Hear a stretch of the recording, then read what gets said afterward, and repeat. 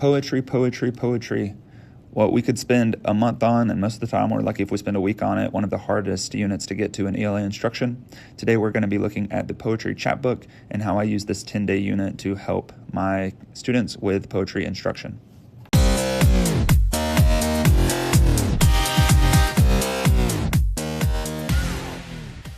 Welcome to Launch Site. We're a podcast that do ELA and social studies instructions from 3rd to 8th grade. Today we're going to be looking at From Stanzas to Success, a 10-day poetry masterclass unit, and we're going to be looking at a chapbook. You may be asking what a chapbook is. Well, a chapbook literally is a pocket-sized book that people used to carry around with us. It's like a small collection of work. And using a chapbook for poetry has a few different benefits. The main benefit is multiple poems just means more practice. We know that nobody is good at something the first time that they do it, but oftentimes in poetry instruction, we only ask students to do poetry 1 or 2 times a whole year. So doing a chapbook, doing a small collection, allows them more times to practice, to get into a rhythm, to kind of understand the process better, and means they're better at revising.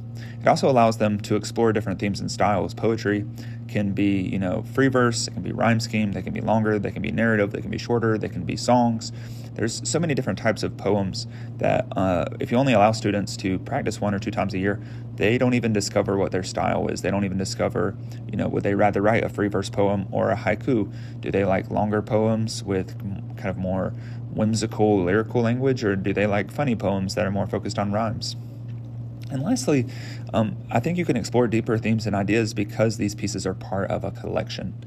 They're part of a collection, meaning that the poems are going to build off of each other, and I'll explain a little bit more about that later.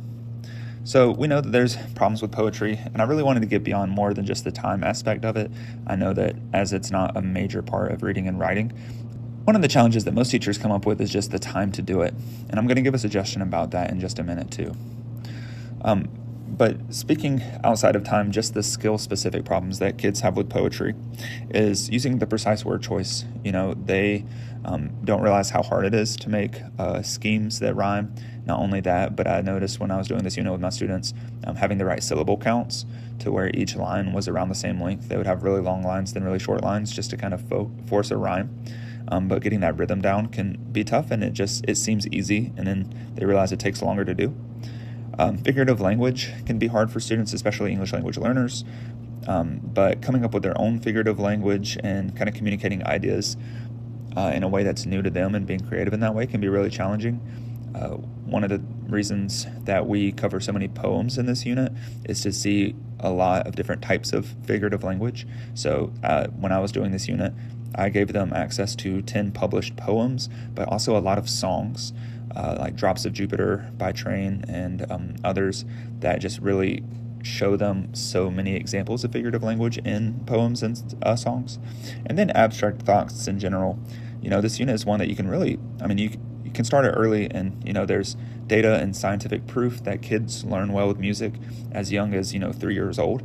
Kids start to learn that rhythm, and it's really good for their brains.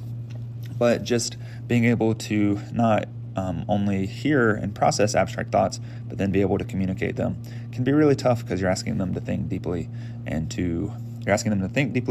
you're also asking them to communicate things that they may not have processed themselves. So what's the purpose with poetry? One of the things we're going to have to realize with poetry is that it's not just fluff. It's actually really difficult to write a informative and meaningful poem in only a few words. So really one of the tragedies that I learned in this unit is I'm doing this way too late in the year. Going back, I would actually do a poetry unit very early in the year when you are scaffolding and you're just talking about building quality sentences.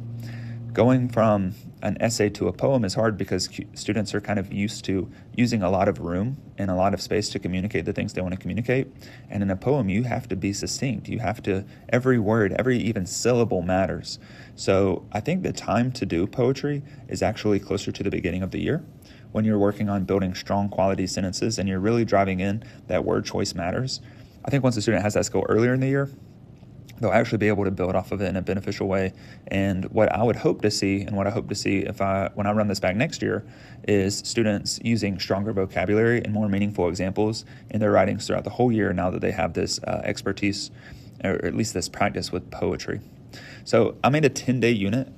Full disclosure, my class did this in 15 days because we had a few other things going on and we didn't have like 10 normal days of class time. So really, and if you were to math out the instruction, it was really like 12 and a half days of instruction, but it's a 10-day unit. I do have this unit posted on my Teachers Pay Teachers, Be Center Author. It's already got a few downloads even before this episode. I did include lesson plans just to help you guys out with this because poetry can be a lot, and so I did include lesson plans to hopefully make your life easier. Here's the unit at a glance. Every day, we're kind of building from nothing and looking at different parts of poetry. The first 2 days are more about the structure, stanzas, verse, rhyme scheme. And then days 3, 4, and 5 are all to do with figurative language. And like I said, you really need lots of examples of that, making it rich and showing students all the different types of figurative language.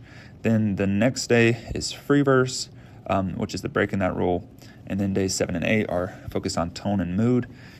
Poetry is just like other types of writing where you can't have one without the other. They're all ingredients that mix together into something new. But I just found that you kind of want to build from the structure and then go back to the word choice because that's something that's easier to be revised. It's much easier to revise, a word like walking to a word like moping if you're trying to make it a sadder mood than it is to redo the whole structure of a poem. And then the last day, which I think was really beneficial, was a celebration and a cafe walk that the kids did. So this is what the students will see. This is a Google slide that they can download and make a copy of. This is the poetry that I had them do. The reason I did this was actually just to match my standards. So if your rhyme schemes need to be different for different standards, then that's great. But I know in the grade that I teach, the rhyme scheme skill is very important. So I wanted to make sure they had a lot of practice with that. Rhyme scheme can also be easier for students because if they don't know what to write, they can just look for words that rhyme with the word in front of it. A free verse poem should be easier, but it's actually harder to do well.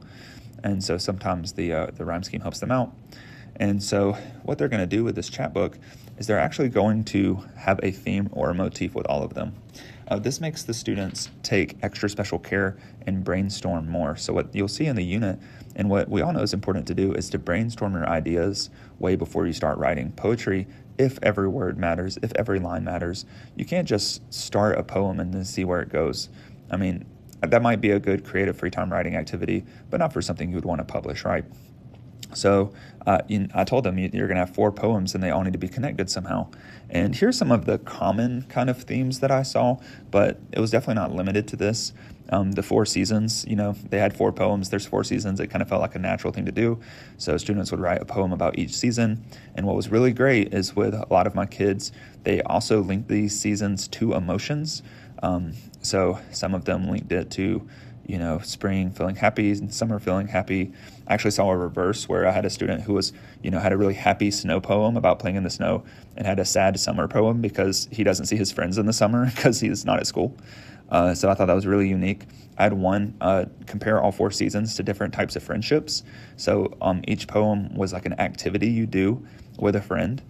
So like it was like skiing with a friend, going on walks in the summer, or sitting on a bench in the spring. So it was just really interesting to see how they actually used the overall theme of the seasons, but then each student actually managed to make it unique in a different way. I saw sports as a theme for my kids who love to play sports. I saw one I thought was really interesting, worth noting. It was the process of the plant cycle. And so, if you wanted to do like a cross-content thing, you could do that with the plant cycle. And each poem kind of has a different parts of growth. Family, one for each family member. And then I had some for food. I did use a book that had some fun poetry in it. And there was one called Grilled Cheeses. And it was about, it was a really good mentor poem because the poem is about grilled cheeses that the author's grandfather makes for her. But you see that the reason the grilled cheeses are meaningful is because it shows the love and the care that the grandfather has. So it has that deeper meaning. And then, so the students will work on these poems. They'll brainstorm them, they'll write them, they'll revise them, and that's all kind of in the unit. And, it just takes time. I gave them 10 days, really 12 days for 4 poems. That's 3 days to a poem. And so I appreciated it because they realized that it could always get better and that they could use better structure. Their poems at the beginning were pretty rough, but there was a lot of refinement. And as they continued to look at strong poems, they kind of got a better view for what a good poem is supposed to look like. And then as an early finisher for some, we did a multimodal engagement where on Canva, they designed their poems into, by adding a border, adding pictures. This is the poem, The Fog, one of them that's in there in the unit. But it's a free verse poem, and we talked about how it, gives an image of fog, it gives an image of a cat. And so I just made this really subtle background to kind of go with it and to support the poem but not overtake it. The words are the main thing. The words are the important part. Some students did like borders around it, like a flower border. If it was spring, some people did just like one picture to go with it. But we did this multimodal engagement, and we talked about how the tone and the mood of the picture has to match the tone and the mood of the poem, which I think was actually really beneficial for a lot of my students. Lastly, we did a cafe walk where the students could go around and talk about different poems that they saw. I had them walk around with a clipboard, and we did a 4, 3, 2, 1. They had to notice 4 lines or images they really liked, 3 poems that they would recommend to a friend, 2 poems that they thought were like in contention for the best, and then 1 brag, or like 1 person specifically they wanted to brag on for their collection. So it was just a good way, like I gave them a purpose in walking around with the cafe and something they needed to write down, but then they just actually got to share. And then as you know, when students know that they have to share their work, they're oftentimes going to be a little more motivated to make it more polished and to brag about it. So my final thoughts is this is definitely a unit that I will use in my classroom over and over again. I'll use it at the beginning of the year when I'm really trying to emphasize what a strong sentence is, what strong word choice is, so that my students can actually build on that foundation and build on that understanding that every word matters, and build on the understanding that you're going to have to revise. I think one of the benefits of a 8-verse poem, that's only 8 lines, that's 2 stanzas. That's not a lot of words.